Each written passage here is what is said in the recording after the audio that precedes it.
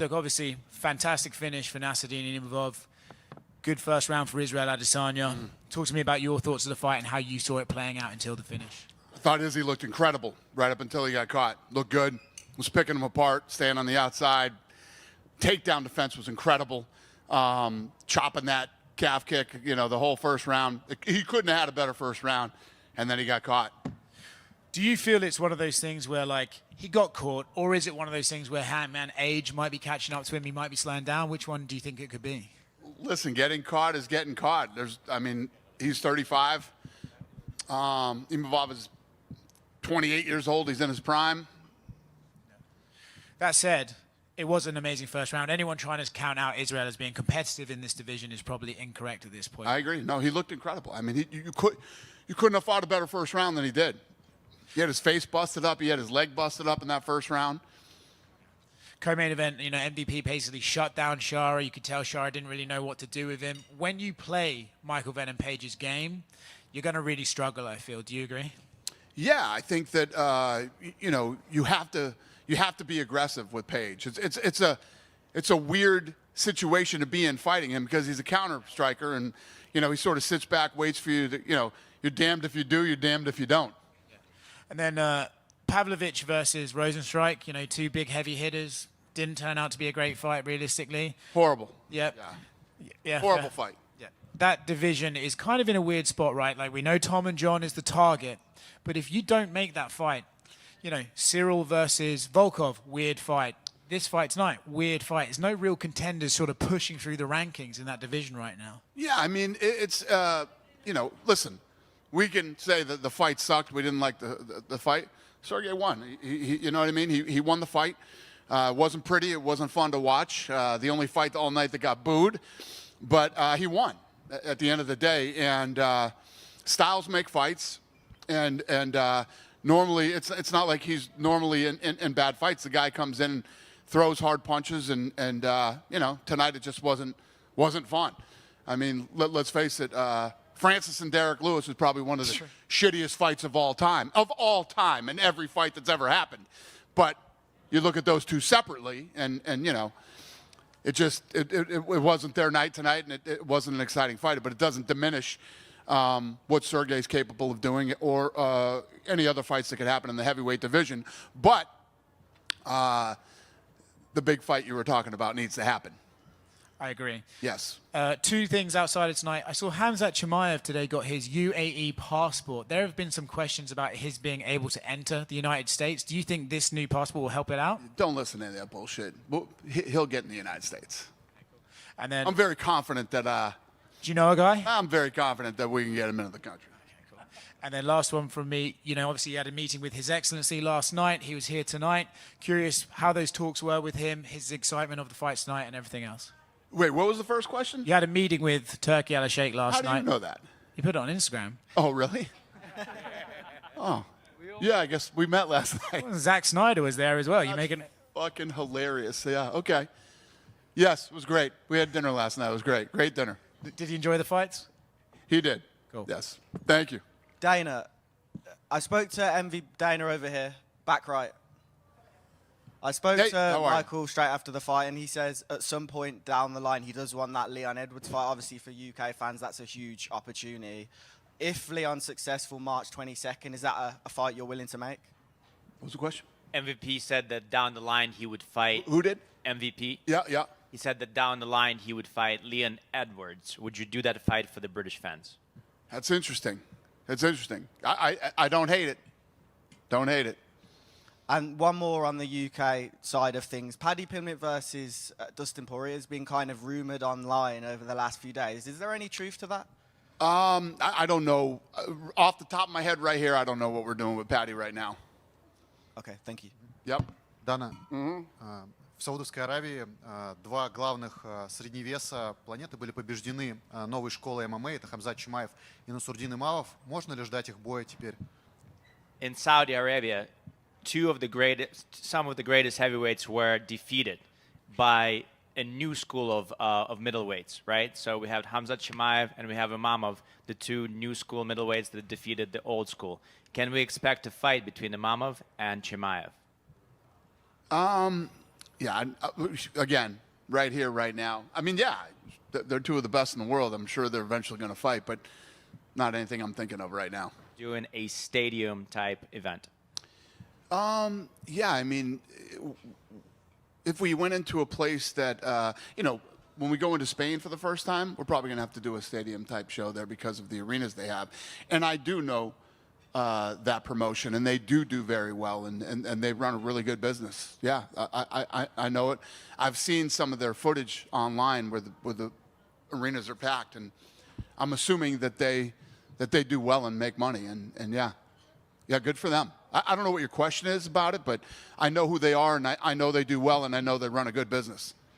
I guess the question was, when we go to Europe, if we go to Europe, would we make a show of that caliber, like they're putting on, like the stadium type show? Do we not put on shows of that caliber? I don't know. That's kind of a weird question. It's a weird question, sir.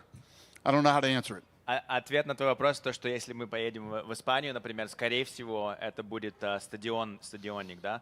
Насчет лиги, да, я ее знаю, я знаю, что такое КСW, я видел много съемок того, что там действительно полные стадионы. Не совсем понимаю, в чем вопрос. И я спросил, что если мы поедем, будет ли там стадионник и такого размера ивент. Дэйна сказал, что да, мы обычно так и делаем. И последнее от меня. Сейчас звезды большие UFC участвуют в сторонних проектах.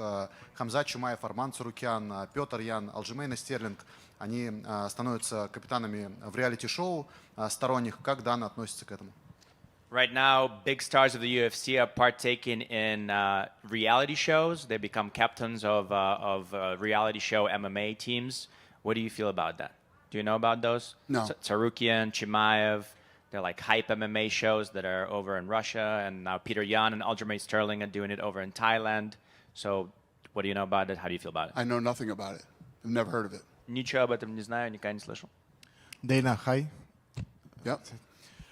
Шара Буллет за короткое время стал достаточно большой звездой. В эту неделю он встречался с Криштиану Роналду, с Турки Али Шейхом и как будто бы чуть не справился с давлением, которое на него обрушилось. Считаешь ли ты, что вот так бывает, когда на человека за такой короткий промежуток времени обрушивается слишком много давления? Shara Bullet became a superstar in a very short span of time. He met Cristiano Ronaldo. He had dinner with Turkey. Do you think that potentially he crumbled under pressure? Because sometimes it happens when you rise that quick, you kind of crumble. No, I think styles make fights, and MVP is a very tough style to fight. You know, he lays back and counter punches, and it's like I was saying earlier to him. You know, if you go in and you go guns a-blazing against him, he's a real good counter puncher. And if you have a hard time getting off, there's a lot of standing around and staring at each other, and it's just he's a hard style to fight. I don't think this diminishes him in any way, and I don't think it had anything to do with him freezing or that. And let's not forget the guy has one eye. That doesn't help.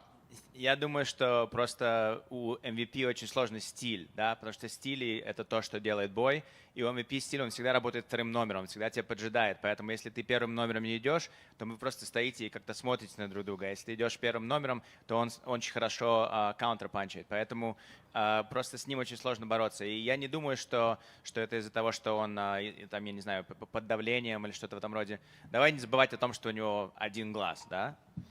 И последний вопрос от меня. Рафаэль Физиев, один из самых ярких ударников легкого веса, написал у себя в Твиттере, что ему предложили разных соперников на сентябрь, декабрь, январь, февраль, но у него по-прежнему нет даты боя.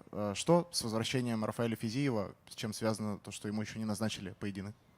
Rafael Fiziev, one of the greatest strikers in the lightweight division, said that he was offered to fight for September, December, all these other months, and still to this day he does not have a straight date for when he's fighting. Do you know anything about, what's happening with him? When is he coming back? Fiziev. So he's saying that he's been ready to fight for months and we haven't given him a fight? Or is it? Apparently it's much more complicated than that. Выходит, что это намного сложнее. Sounds like bullshit to me. Sounds like bullshit to me. Это намного сложнее, но для Дэйна это звучит как трёпка. Thank you. Thank you. Dana, right here. How are you, Yeah. sir?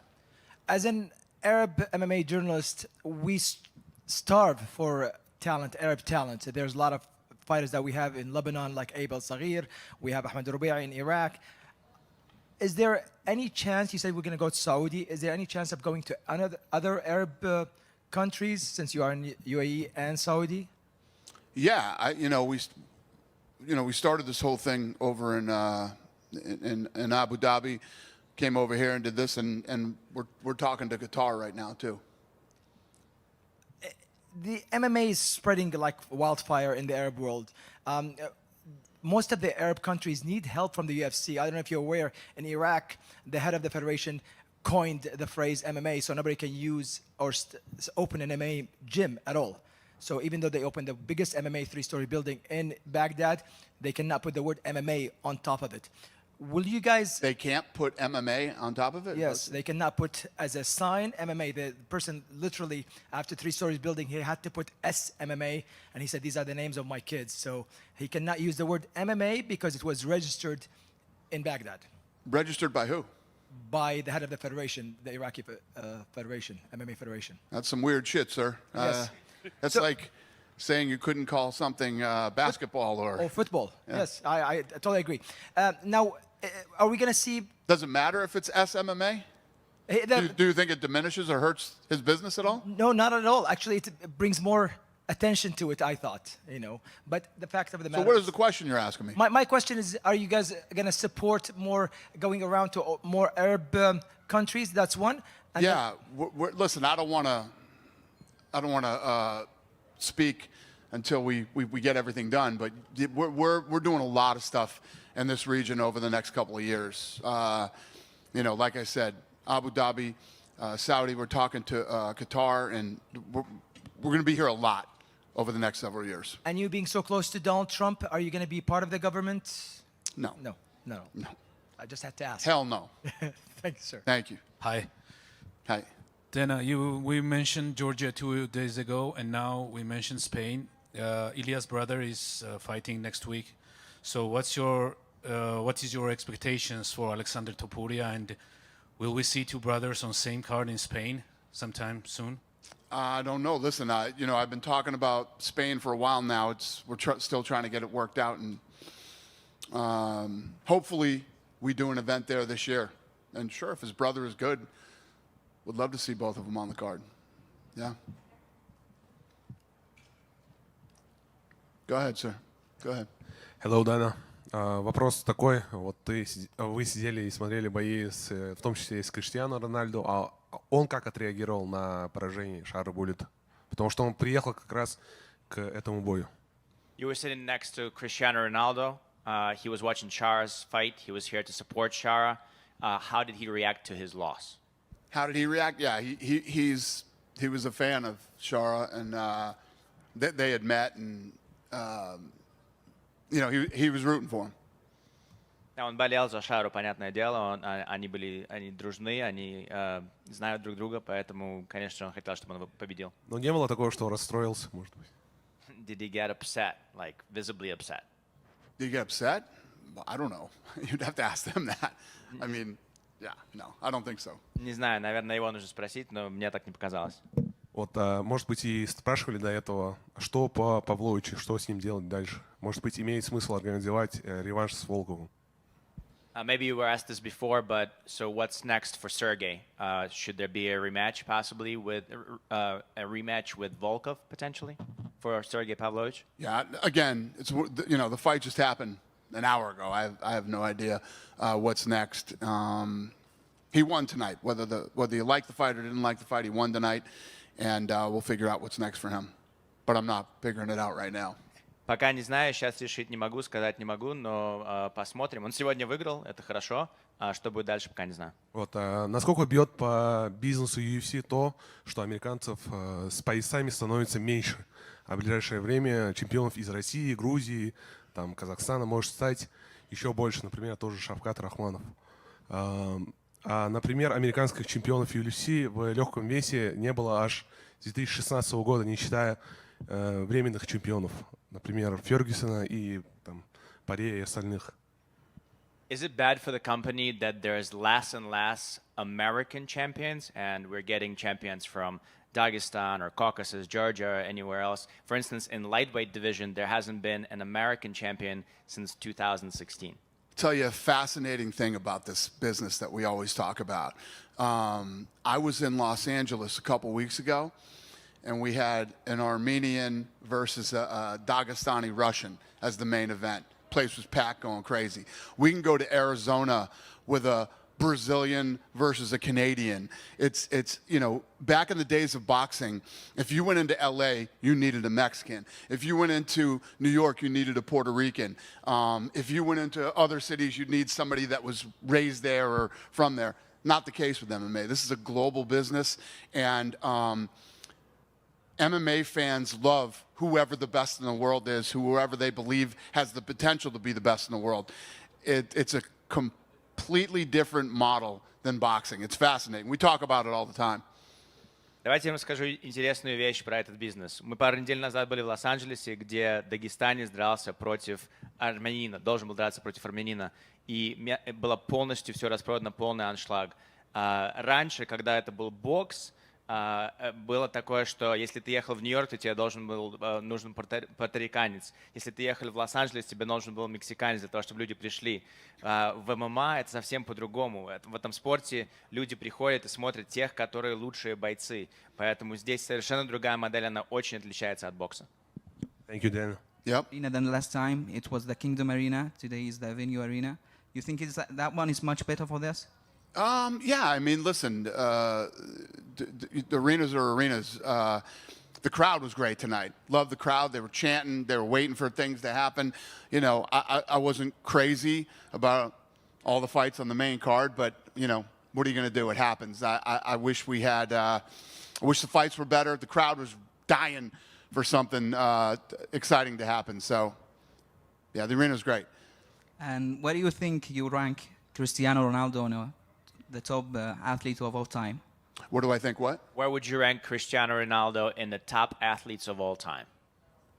Well, I mean, as far as, I'm not a big soccer guy, but as far as superstars, I mean, he's one of the biggest superstars ever. And you know what I like about him too is as popular, as successful, and as wealthy as he's become, he's a very nice, humble guy. I like him. He's a very nice guy. Any news about Conor? Is he coming back soon? Conor? Yeah. Not sure when Conor will be back. Okay, thank you. Appreciate it. Thank you. Hey, Dana. Hello. So, Yeah. hey, Dana. Yeah. So, Nafin Hamdan from Riyadh newspaper. Could we see an edition of the Ultimate Fighter series focusing on the Middle Eastern fighters in the future? Could we see the addition to the Ultimate Fighter series, fighters from the Middle East? I mean, yeah. Absolutely, yes. And based on tonight's outcomes, are there any matchups you're particularly excited to set up? Based on tonight's outcome, are there any matchups you're excited to see in the future? On tonight's outcome, I was just saying a lot of the fights weren't great tonight. But yeah, obviously, you know, Imavov is going to go up in the rankings now. He looked listen, Imavov looked incredible tonight against a very good-looking Israel Adesanya. Israel Adesanya busted him up in that first round, and he came out in the second round and knocked him out. So, yeah, I would say, you know, the guy who really shined tonight was Imavov. And last, how did you see the crowd engagement today? And did it meet your expectations for the UFC growth in the new market? How did you see the crowd's engagement today? And did it meet your expectation of the UFC crowd in new market? The crowd was great. They were just waiting for something to happen, and didn't happen till the main event. Thank you, Dana. Hey, Dana. Back here. Yeah. Just one question for me. I spoke to Nasruddin just now and asked him if he thought meeting up with Hamza in the cage would be inevitable, and he didn't really want to answer that question. He said, I'm focused on the winner of Dricus and, sorry. Strickland. What's wrong with me? Strickland. Of Dricus and Strickland, beg your pardon. Would you ever consider putting Hamza and Nasruddin together for a #1 contender fight? What's the question? Would you ever put Nasruddin Imamov versus Hamzat for a #1 contender fight? I spoke to Nasruddin backstage. He didn't want to answer that question. He said that he's waiting for the winner of Dricus versus Strickland. Who doesn't want to answer the question? Imamov? Yeah. Yeah. Again, I mean, the fight just happened 30 minutes ago. I don't know what we're going to do yet, but there's lots of possibilities. And yes, that's definitely one of them. Thanks, Dana. Thank you. Good? Yep. Hey Dana, I just have a question about after the fight of Fares Ziam, he had a huge performance and now it's his 5th victory in a row. The guy just beat Matt Fiola in UFC Paris, right now Mike Davis. Do you think that he maybe deserves the top 15 of the lightweight division? Ziam had a great performance from what I got from this. Ziam had a great performance. Do you think that he now deserves somebody from top 15 in that division? He had like. Do I think he deserves what? Somebody from top 15 in that division because he had like 5 or 6 victories. Yes, absolutely. Yes. Thank you very much. Thank you guys. Have a good night.